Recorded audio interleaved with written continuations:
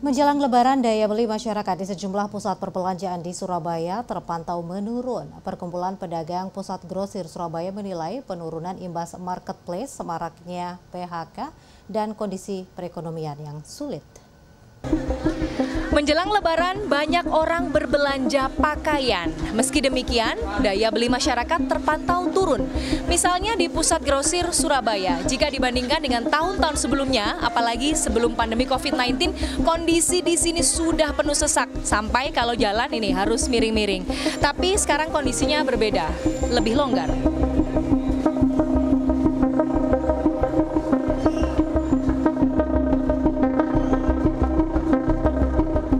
Penurunan daya beli masyarakat di Pusat Grosir Surabaya ditandai dengan penurunan okupansi stand menjadi sekitar 70% dibandingkan tahun sebelumnya sekitar 80%.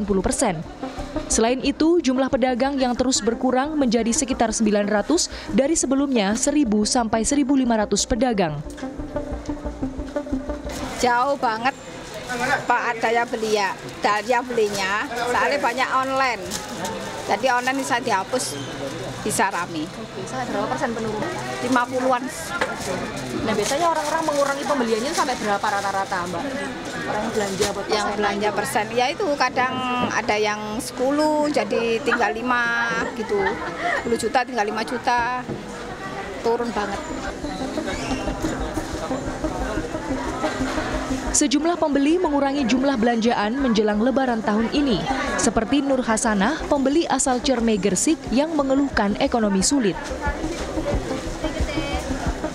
Ya dari penghasilan juga, sekarang kan sulit Mbak, kerjaan itu Mbak, makanya luar biasa turunnya tahun ini itu Mbak.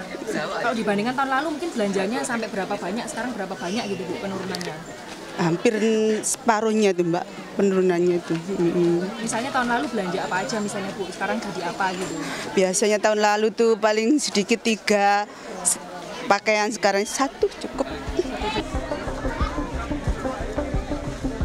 Perkumpulan Pedagang Pusat Grosir Surabaya mengatakan penjualan merosot 30-50%.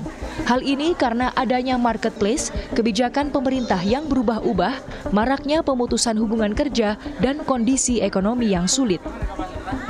Jadi harapannya pemerintah itu hadir melalui Dinas Perindustrian dan Perdagangan termasuk Disperindak Kota ya, hadir kasih sosialisasi bagaimana cara berjualan produk yang menurut hukum itu legal, dan termasuk juga bagaimana tata cara nanti bisa bersaing di marketplace, karena selama ini banyak UMKM yang di sini itu kan tradisional semuanya. Tadi mereka jualan secara offline, orang pembeli datang dilayani, kalau tidak jadi tidak ada sampai apa itu penjualan sampai keluar pulau kemana itu mereka semuanya yang hadir di sini. Tadi dari pembelinya tadi. Biasanya pusat grosir ini menjadi rujukan bagi para pembeli di Indonesia Timur. Karzata Marindora, Miki Peresia, Surabaya, Jawa Timur.